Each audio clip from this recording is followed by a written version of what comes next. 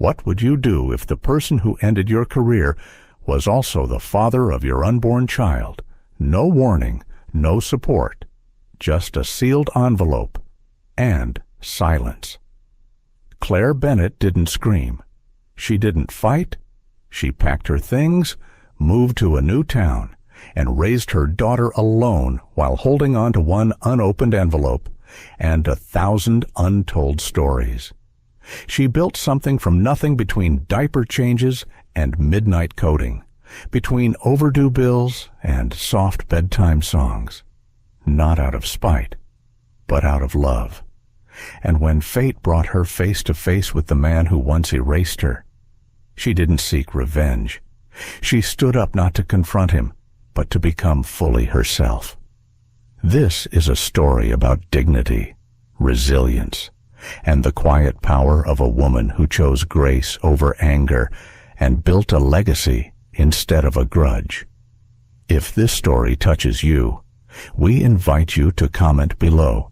Share what you would do if you were in Claire's shoes. And now, let us take you back to the moment she stepped onto the stage. She walked onto the stage without fanfare. No one clapped. No one recognized her. But one man in the front row sat frozen, as if the ghost of his past had come to speak. The room smelled of wealth-clean linen, polished oak, and the faint trace of imported cologne. A place where success wasn't spoken of with pride, but assumed like breath.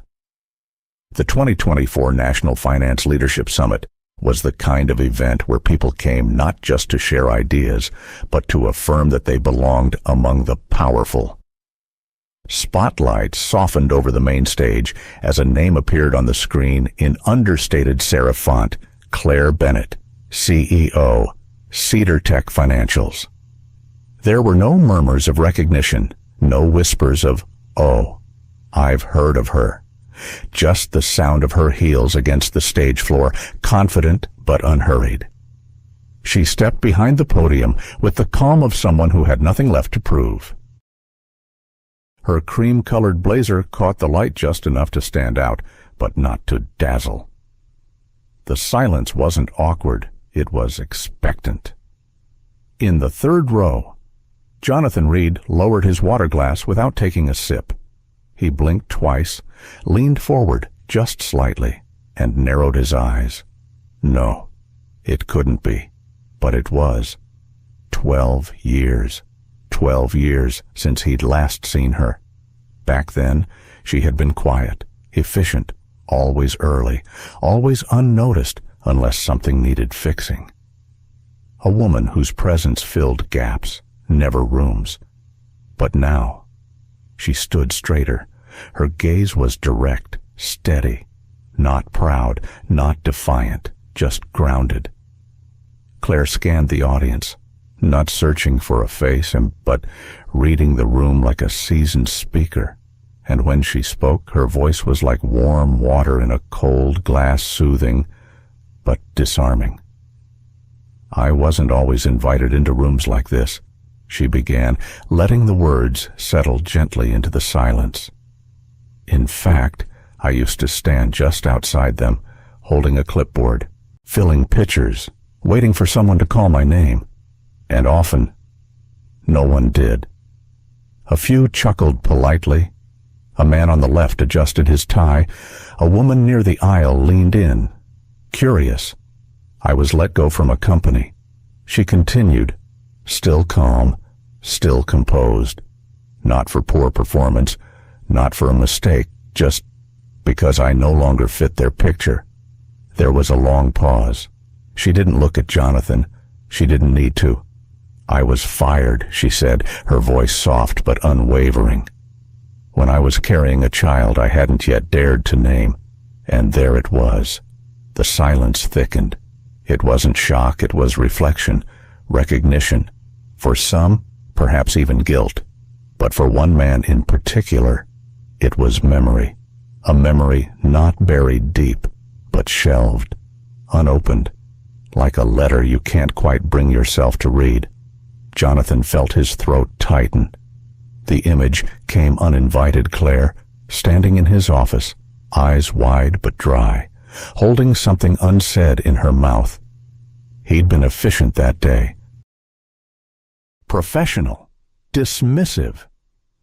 He remembered the envelope, the pen, the silence that followed her out of the room. Claire took a breath and placed her hands flat on the podium.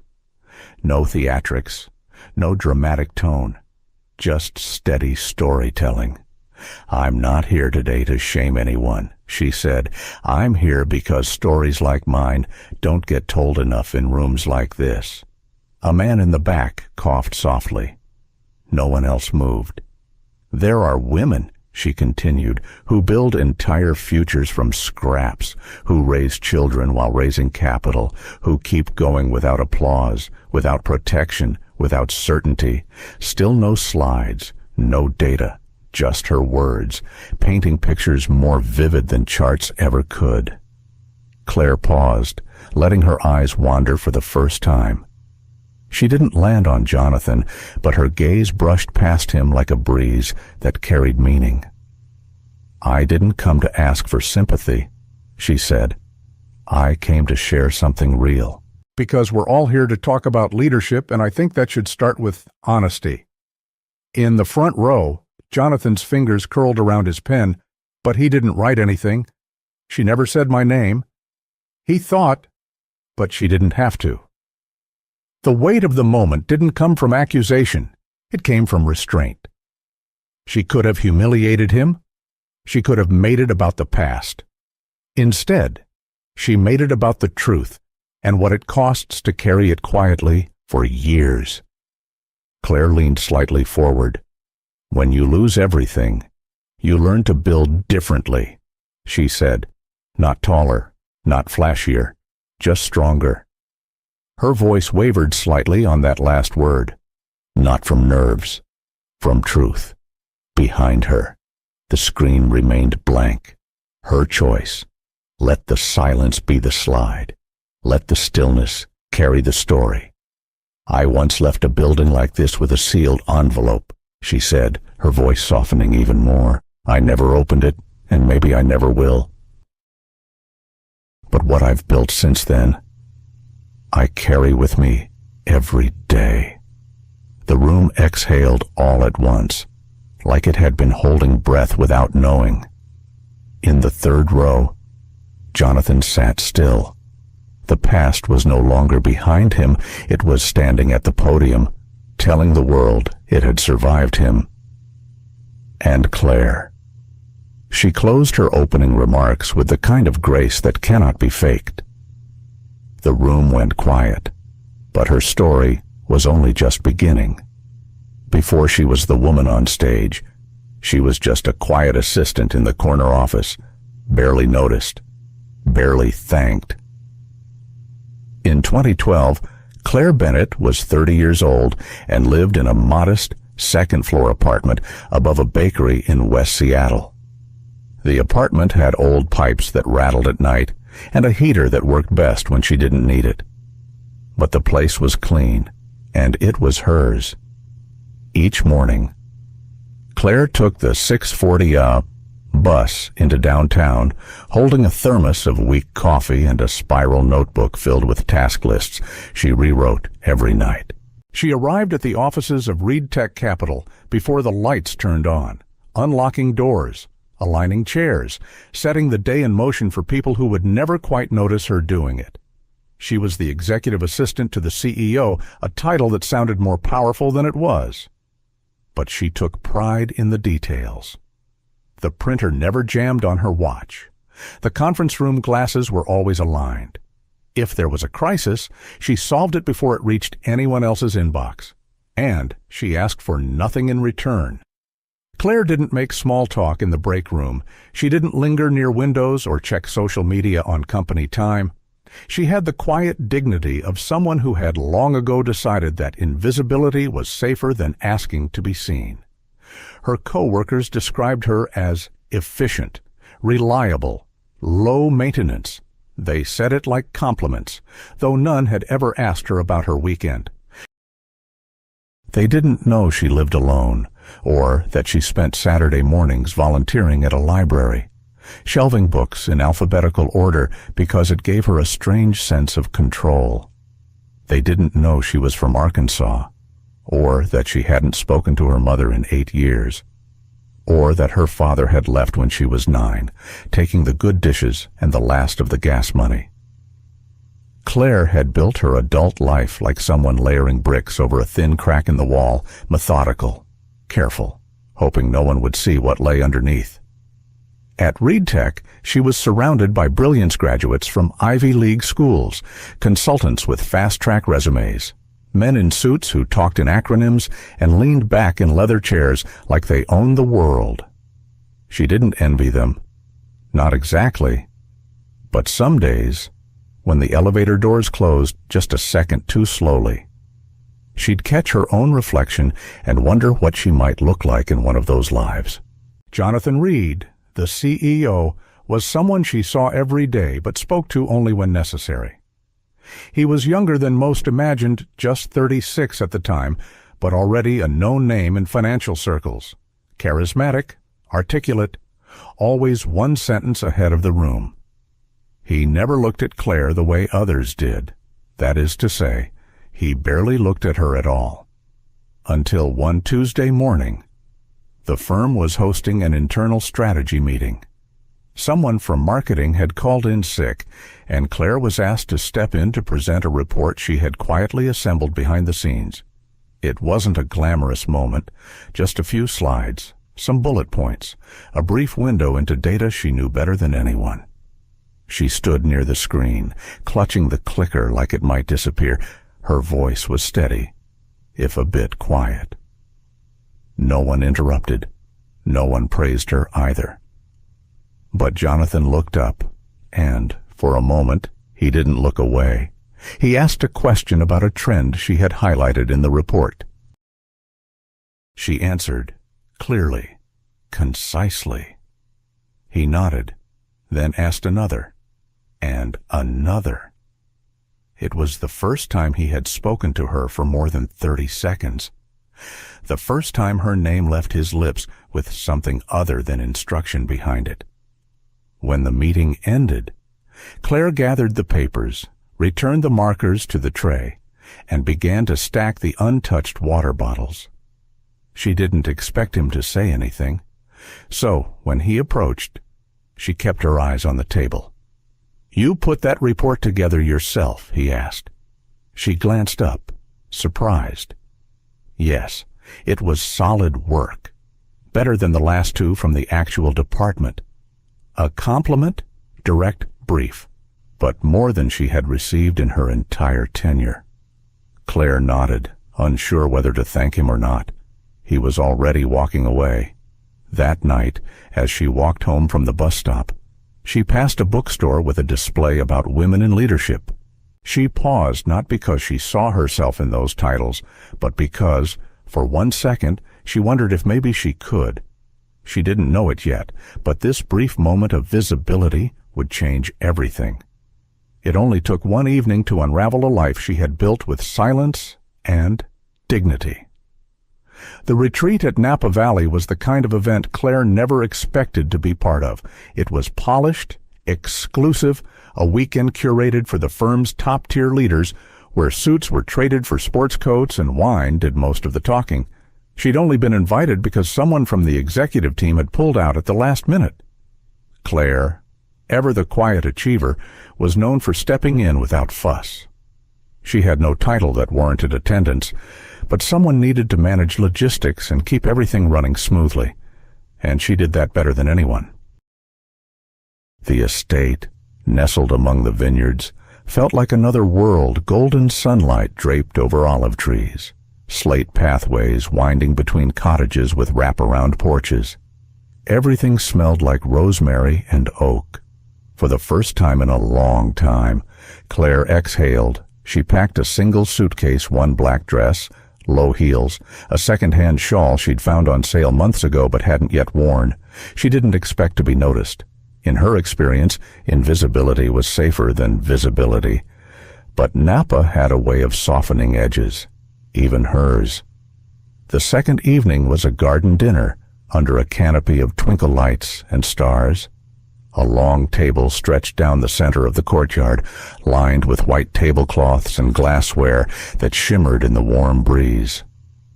Claire found a seat near the far end, next to the operations lead and a retired partner who mostly talked about golf. Halfway through the evening, while conversations floated around her like background music, Jonathan Reed approached. He wasn't in his usual Navy suit, but a charcoal blazer and no tie, sleeves slightly rolled. He looked, for once, not like the CEO, but like a man who had let his shoulders rest. "Mind if I join you?" he asked, wine glass in hand.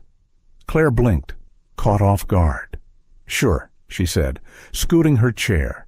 He sat beside her. Not across. Beside. At first, they talked about work, numbers, projections, office renovations, safe things. But then, the conversation shifted. Jonathan asked where she was from. Claire hesitated, then said, "A little town in Arkansas." "You've never heard of it." He smiled.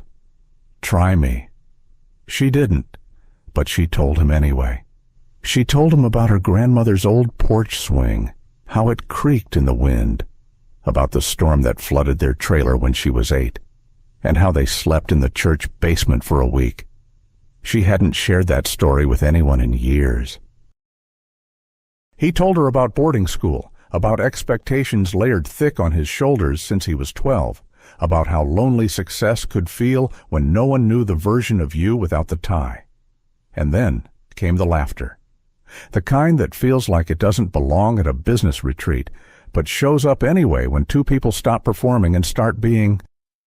When dinner ended and the guests dispersed, Jonathan asked if she wanted to walk the grounds. Claire hesitated. She wasn't naive, but something in his tone felt sincere, and something in her heart felt open. They wandered beneath grapevine trellises, talking softly, sharing quiet. No one was watching. No one cared. And for a brief stretch of time, Claire forgot who they were supposed to be. She only remembered how it felt to be seen. Later, in a guest cottage with cream-colored curtains and lavender soap, they crossed an invisible line. It wasn't impulsive. It wasn't dramatic. It was gentle, slow, and full of something neither of them named aloud: longing, maybe, or loneliness, or a fragile hope. She traced the curve of his shoulder in the low light. He touched the back of her hand like it was something rare. They fell asleep without making promises, but with the weight of something unspoken between them. In the morning, he was cordial, polite. He made small talk while buttoning his cufflinks. He thanked her for a good night, but his eyes didn't linger, and by the time they returned to Seattle, the warmth had vanished. Claire told herself not to read into it, but silence, when it follows intimacy, speaks volumes. She left a voicemail just checking in. No reply. Then another. Still nothing. Back at the office, everything was back in order. Jonathan passed her in hallways, nodded briefly in meetings. It was as if Napa never happened, as if she had imagined it all. But she hadn't. She felt it in her chest, in the pause before sleep.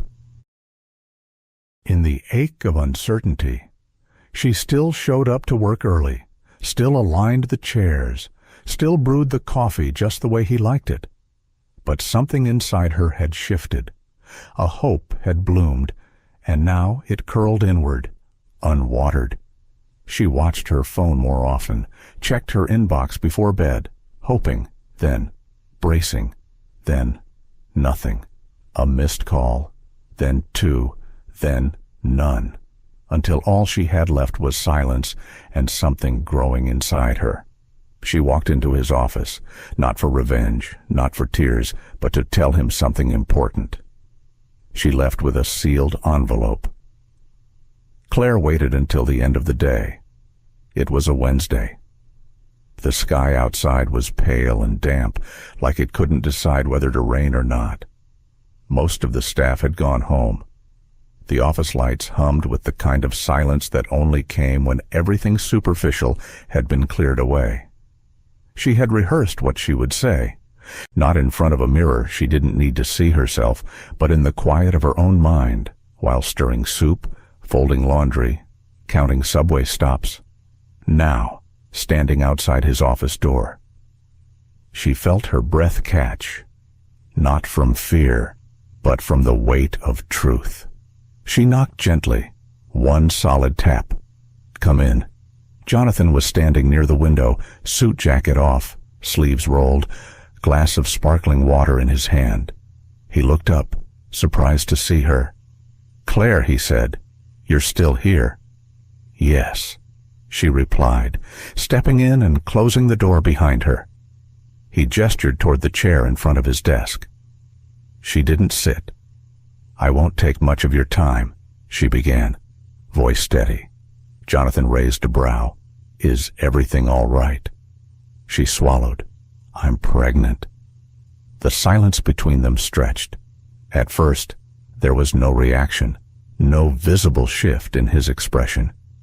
He simply stared at her, as if trying to parse a language he didn't speak fluently. Then came the tightening of the jaw, the way he slowly placed the glass on the windowsill as if buying time.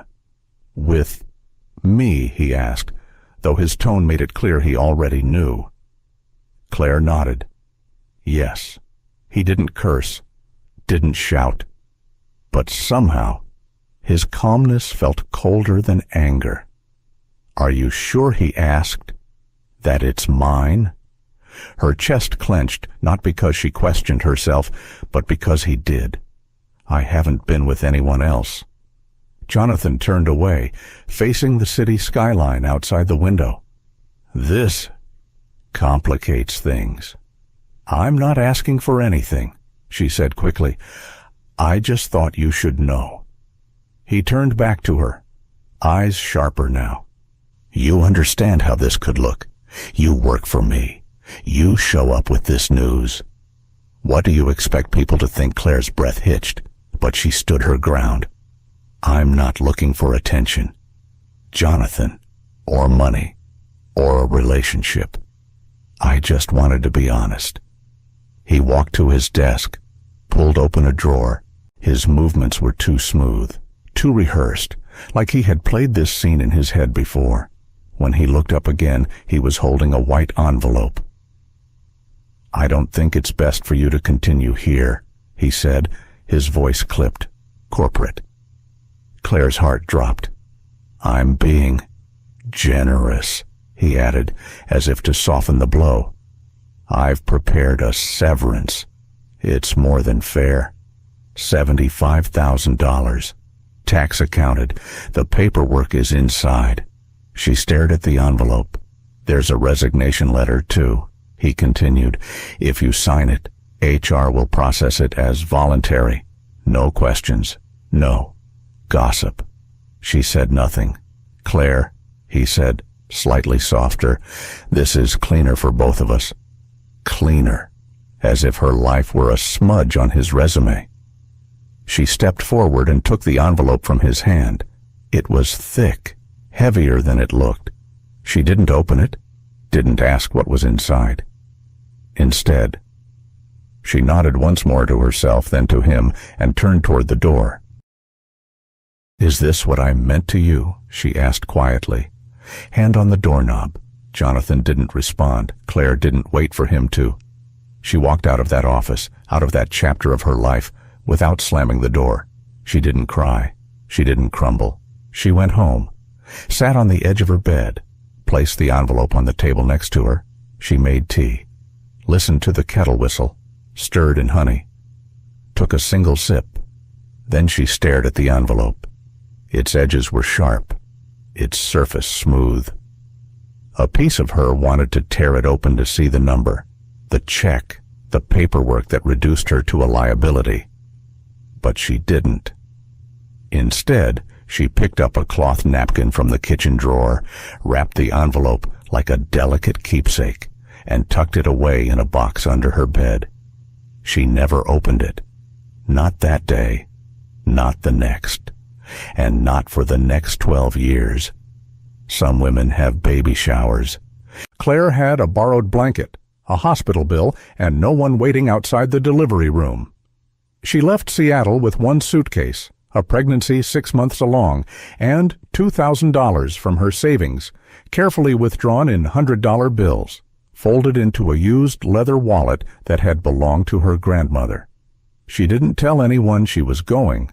Not her landlord, not the HR department, not the few coworkers who might have noticed her absence. She chose Spokane because it was far enough to disappear, but close enough to feel familiar. The rent was cheaper, the air quieter. It was a place where no one knew her name. That felt like safety. Claire found a basement apartment in a house owned by an older woman named Mrs. Landry, who rented it out for cash and didn't ask questions. The place smelled like dust and linoleum, but it had hot water and a small window that looked out onto a patch of dandelions. 3 weeks later, Claire went into labor in the middle of the night. She took a cab to the county hospital alone, her breaths shallow and uneven, her coat too thin for October. She gave birth to a baby girl at 3:14 a.m. She named her Lila. No one brought flowers, no balloons, no celebratory cupcakes from coworkers, just a nurse who held her hand during contractions, and a janitor who mopped around her bed as she dozed off between feedings. The hospital bill arrived 2 weeks later. Claire opened it slowly, like peeling off a bandage from a wound she already knew would hurt. She folded it neatly and placed it under her pillow. Then she went to work, not to an office, but to survival. She applied for every job that paid cash or close to minimum wage. Day shifts as a receptionist at a dental clinic, evenings typing numbers into spreadsheets for a tax prep firm, night shifts cleaning offices, dusting keyboards, emptying trash bins, vacuuming rugs with stains older than her child. She kept a careful schedule nap when Lila napped, pump milk between tasks, batch cook oatmeal to last 3 days. Nothing was wasted, not time, not energy, not emotion. And still, it barely added up. Lila was small for her age, fragile, her lungs never fully strong. At 3 months, she developed a cough that kept Claire awake every night. At 6 months, the doctor prescribed an inhaler and warned that cold weather would only make things worse. Claire bought second-hand sweaters. She taped blankets to the windows. She carried Lila wrapped close to her chest, tucked in like a heartbeat. But the costs grew.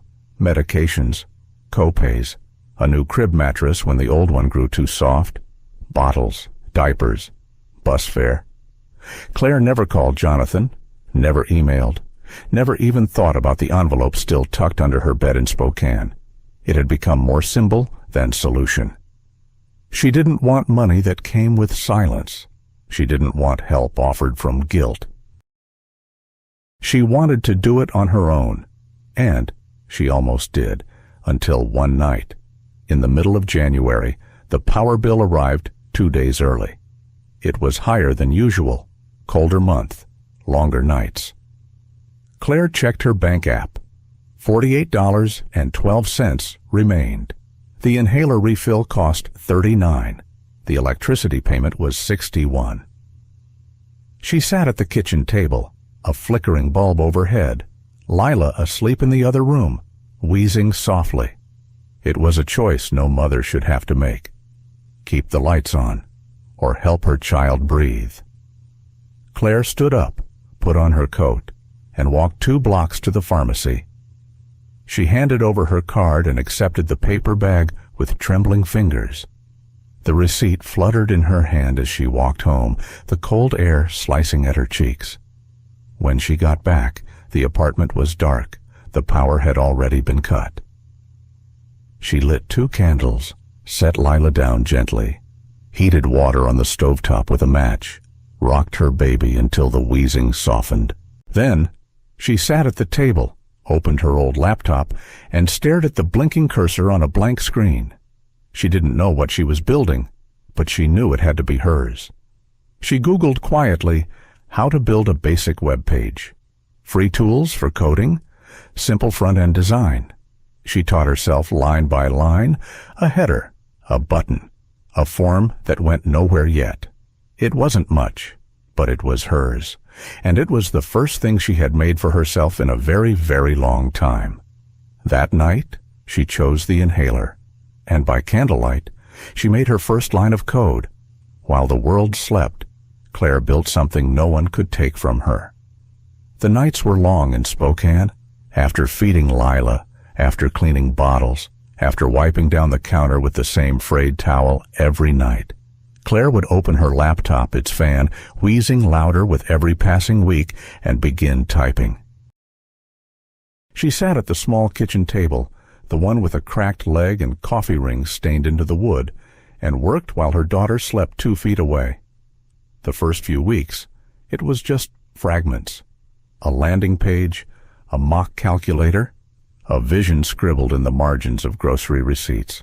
But soon, it became something more. Claire had once proposed a budgeting tool to ReadTech, a simple, intuitive software that could help low-income families understand their finances. The team dismissed it. Too small a market. They'd said, not scalable, not sexy, but now, with nothing left to lose. Claire returned to that idea. Only this time, she didn't ask for permission. She built the tool from the ground up. A sleek, mobile-first interface, color-coded budgets, emergency planning templates, a section for single parents with income tracking tied to real-world variables, shift work, tip wages, government aid schedules. She called it Cedar. The name came from a tree her grandmother used to point out on walks. Strong roots, grows slow, but steady, she'd said. Claire didn't know much about branding, but she knew about survival.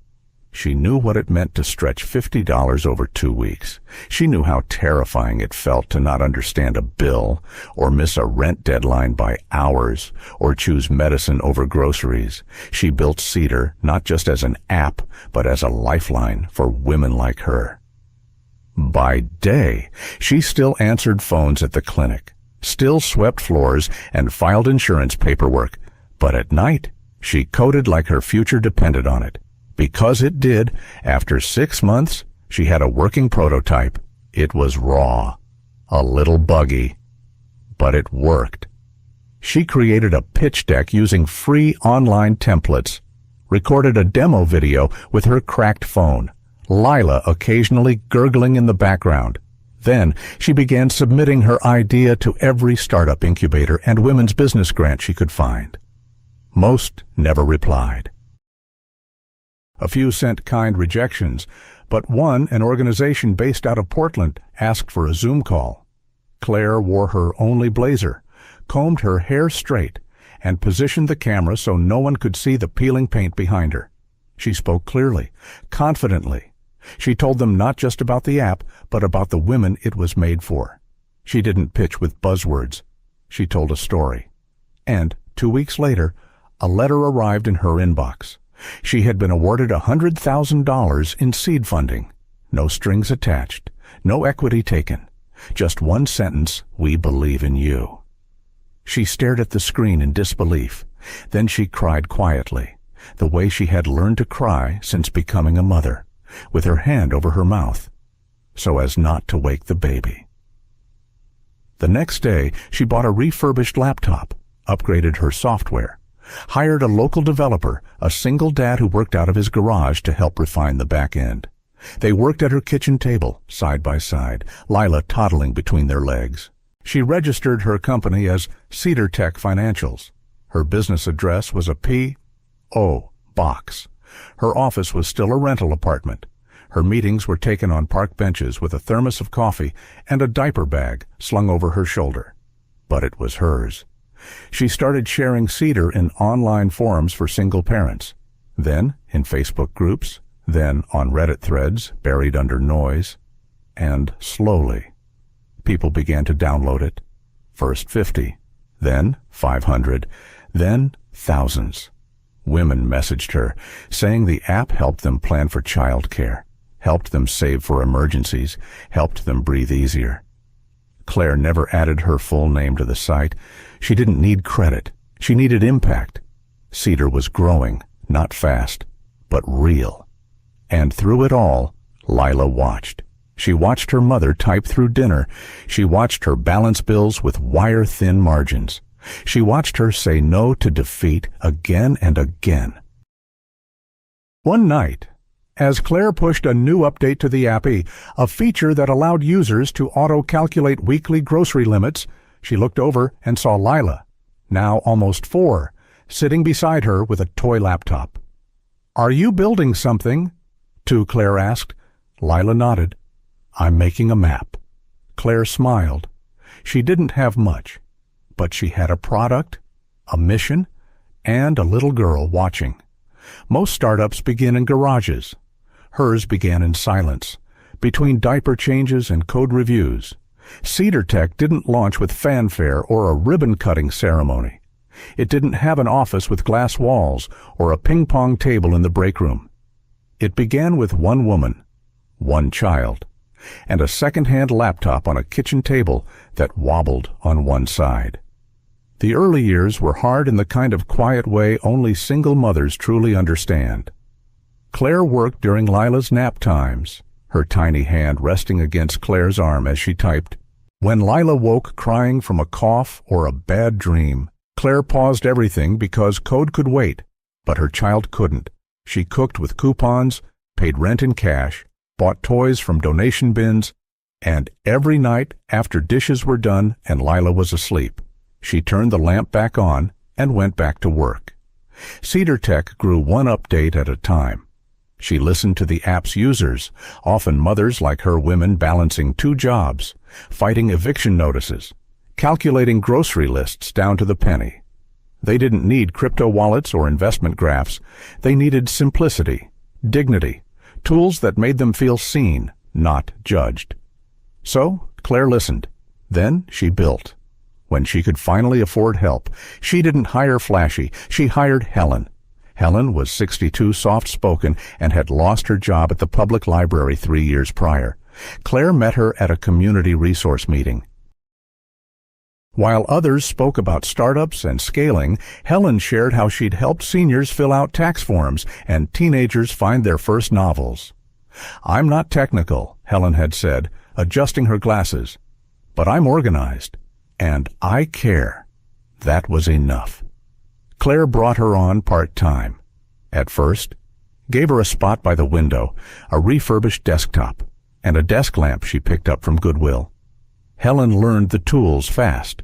She created systems, filed reports, responded to customer emails with more heart than most bots could ever emulate. They became a small but mighty team, 2 women, decades apart, united by the belief that money management didn't need to be intimidating. It just needed to be human. Cedar Tech didn't make headlines, but it made impact. Community banks started calling small institutions often overlooked by bigger players. They wanted to partner, integrate Claire's tools for their clients. "We've got farmers, single moms, retirees trying to stretch pensions." One bank manager said, "Your app speaks their language." Claire smiled. That was the point. The user base grew steadily, not viral, but faithfully, through word of mouth, through church bulletins, through links forwarded in group texts between mothers, sisters, friends. By the time Lila turned 6, Cedar Tech had over 20,000 active users. Claire still worked from her modest apartment, sometimes from the library when Lila had after-school programs. She bought a real desk, nothing fancy, just sturdy. Lila decorated it with crayon hearts. Her daughter was growing, too. Bright, kind, curious. She loved sitting beside her mother, pretending to type. "I'm helping," she'd say proudly, and often before bed. Lila would tilt her head and ask, "Mom, do I have a dad?" Claire never avoided the question, but she didn't fill it with bitterness either. "You do," she would say gently. He's not with us, but you came from something real, and that matters. Sometimes Lila asked more, sometimes she didn't, but always she looked satisfied, knowing her mother told the truth. Then, one afternoon, an email arrived from a large financial software firm based in Chicago. It was sleek, professional, flattering. They wanted to acquire Cedar Tech, full buyout, 7-figure offer, options for Claire to stay on as advisory consultant, terms negotiable. Claire's breath caught as she read it. It was more money than she had ever imagined. It could mean a real house, health security, a college fund, a life without constant math at the grocery store. She stared at the offer for a long time, then forwarded it to Helen. The reply came 2 hours later. You already know the answer, but I'll say it anyway. We didn't build this to sell. Claire thought back to that first night when the power was off. The baby needed medicine, and she lit a candle and started typing. She remembered the ache of silence, the fear of bills, the weight of being unseen. This app wasn't a product. It was a promise, a lifeline, a rebellion against every system that said people like you don't matter. Claire wrote back to the firm politely. She thanked them, and then she declined. No negotiation, no second thoughts. She wasn't building for acquisition. She was building for women who needed to see themselves in something strong. She was building for her daughter, for herself, for the version of her who had once stared at an unopened envelope and chosen to stand anyway. She wasn't building to sell. She was building to stay. 12 years later, the envelope was still sealed until another arrived embossed, gold-edged, with his name inside. It was early spring in Spokane when the letter came. Claire had just returned from dropping Lila off at school, her daughter now a sharp, curious 11-year-old who asked more questions than the internet could answer. The apartment was quiet, soft sunlight streaming through the windows, the kettle just beginning to hum. She almost missed the envelope in the stack of mail wedged between a coupon flyer and a bank statement. But something about the weight made her pause. It was heavier than usual, elegant, embossed with gold trimming, the kind of paper that wasn't sent lightly. She turned it over and saw her name printed in thick black ink, formal, intentional. Inside was an invitation. You are cordially invited to deliver the keynote address at the 2024 West Coast Financial Leadership Summit in Seattle, Washington. There was more. We are honored to host you as our featured speaker on Innovating for the Underserved. Your story, your work, and your impact have inspired a generation of new financial thinkers. Claire blinked slowly. She read it again, then turned to the bottom of the card where the list of honorees and guests of distinction was printed. Her eyes moved down the list until one name stopped her cold. Jonathan Reed, CEO, Reed Tech, Lifetime Achievement Honoree. Her chest tightened, not with anger but with memory. She hadn't seen his name in years, hadn't spoken it out loud, even in private. The envelope he once gave her filled with $75,000 and a quiet dismissal still lay in the same cloth napkin under her bed, untouched, unopened, wrapped like something sacred or dangerous. And now, an invitation. To the same city, the same world, only this time, she was not entering as a secretary. She was walking in as a CEO. That night, Claire made spaghetti for dinner, Lila's favorite. As they sat across from each other, twirling noodles and talking about school, Lila's eyes sparkled with the usual curiosity. "What's that fancy envelope on the table?" she asked. Claire smiled. "It's an invitation. I've been asked to speak at a big financial conference next month." "Oh," Lila grinned, "like with a microphone and everything." "Yes," Claire laughed. "With a microphone and a very big room." Lila leaned forward. Are you nervous? Claire hesitated. A little. Lila raised an eyebrow, teasing. You. But you talk to banks and important people all the time. This is different, Claire said softly. It's the same place where a lot of things started and ended. For me. Lila was quiet for a moment, chewing. Then she asked, Will he be there? Claire didn't ask who he was. She didn't have to. Yes. She said, He will. Lila looked down at her plate, then back at her mother. Are you going to tell him? Claire reached across the table and brushed a piece of pasta off her daughter's chin. No, she said. Not unless he asks. This isn't about him. It's about us. Lila seemed to understand. The next morning, Claire sent her RSVP confirmed. Speaker, Claire Bennett, Cedar Tech Financials. No hesitation, no explanation. In the weeks that followed, Claire prepared her keynote in the quiet hours before sunrise, after bedtime, while water boiled or laundry tumbled. She didn't hire a speechwriter. She didn't rehearse in front of mirrors. She spoke aloud to the silence, letting her words find their rhythm naturally. Her speech wasn't about her hardship. It wasn't about vengeance. It was about vision, about women who built in silence, mothers who coded by candlelight, people who'd been told they weren't the right fit, but made something fit anyway. Helen offered gentle edits. Lila helped choose what dress to wear. Together, they folded the past into something strong enough to carry. And on the night before her trip, Claire did something she hadn't done in 12 years. She reached under her bed and pulled out the old box. The napkin was still there, soft with age. Inside it, the envelope, sealed, untouched. She held it in her hands for a long moment. She didn't open it, but she didn't leave it behind, either.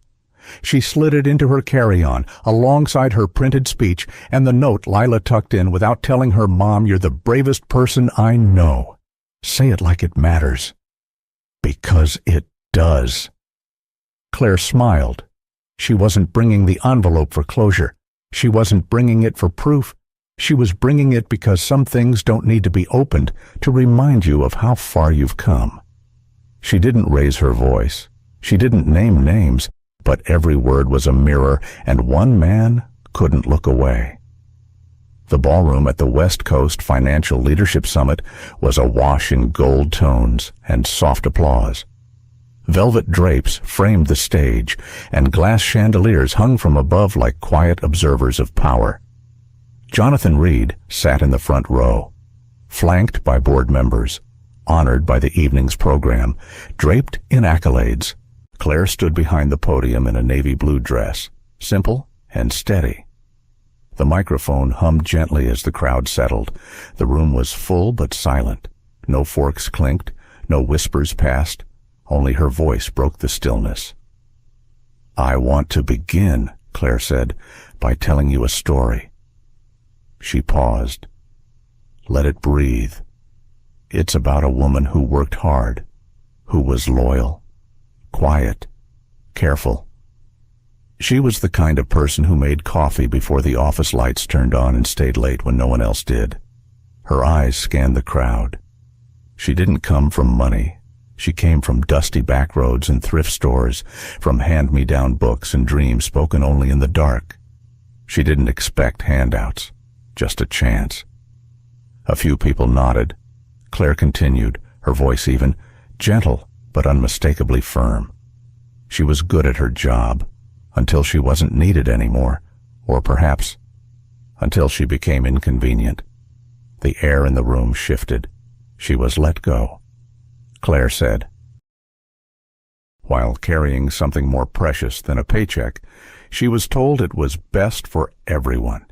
She left with a sealed envelope, a polite nod, and no plan. Still no names, no accusation, only truth. She moved to a new town, raised a child alone, worked nights, studied by dawn, and built something line by line while the world slept. She paused again, swallowed, steadied. She didn't have investors, just resolve. She didn't have mentors, just the memory of being dismissed. And in time, she built something not just useful, but meaningful. In the front row, Jonathan shifted.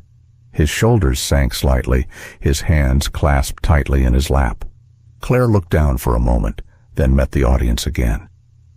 I stand here today not because I was given opportunity, but because I found it after being denied.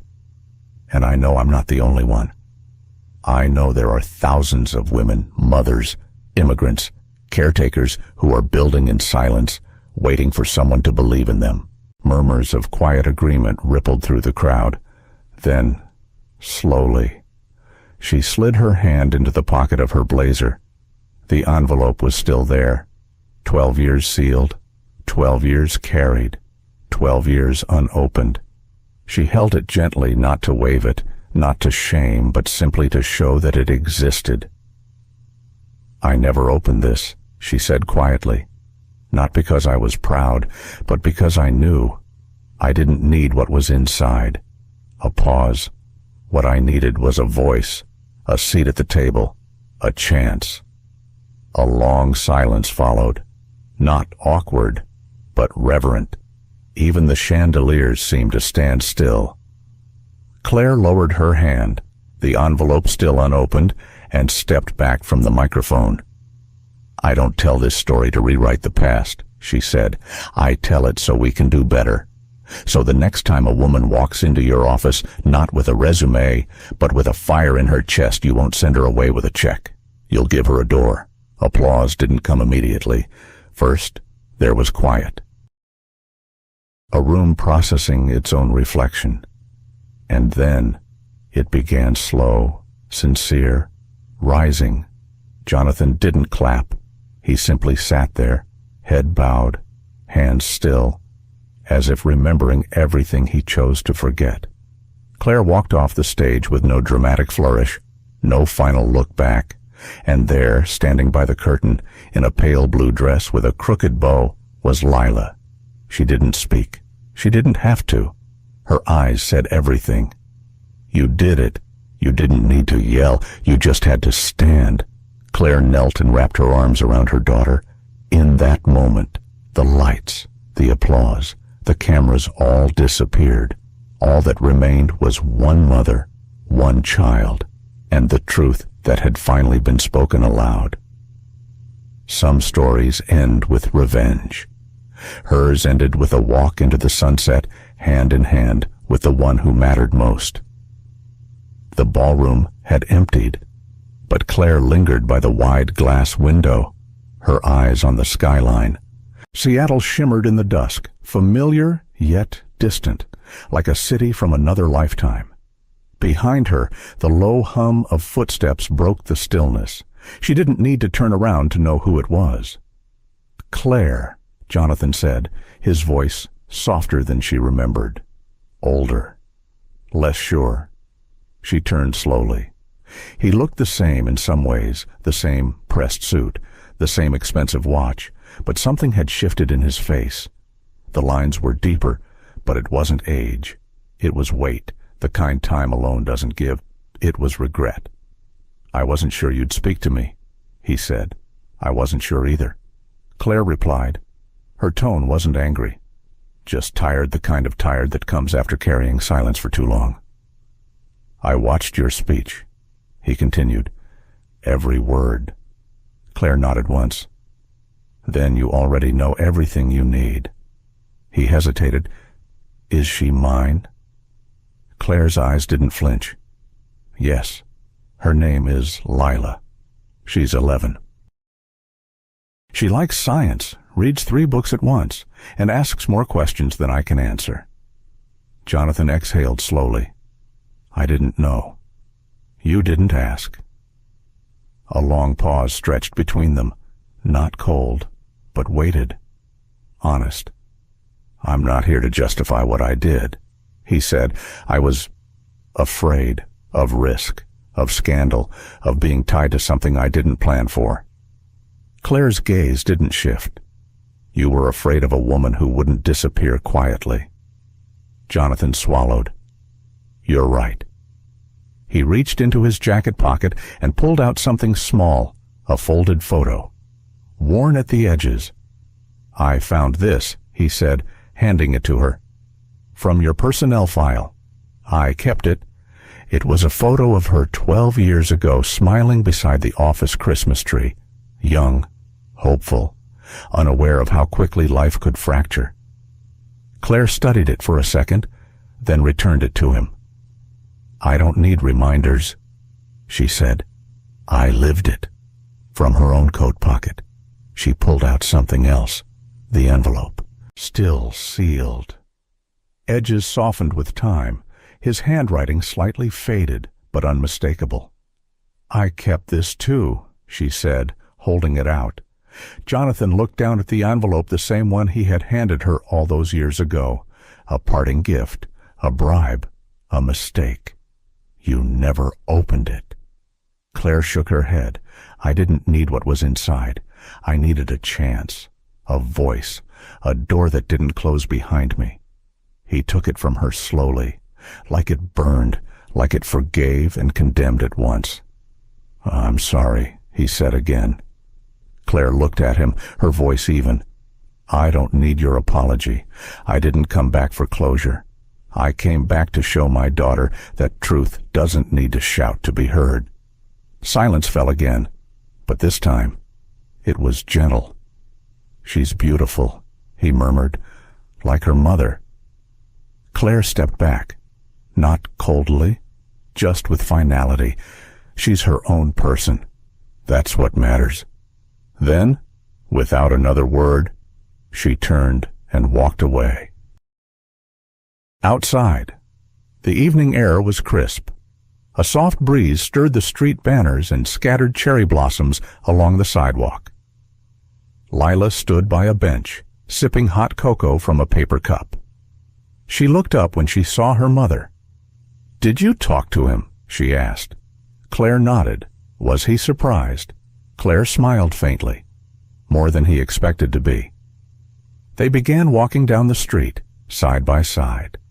The city lights glowed above them, but Claire didn't look back, not once. After a few quiet steps, Lila asked, Do I look like him? Claire paused. You have his eyes, she said gently. But your heart, that's yours. Lila smiled at that, a full, proud smile. Good, she whispered. I like being me. Claire reached for her daughter's hand, and they walked together beneath the amber glow of the streetlights.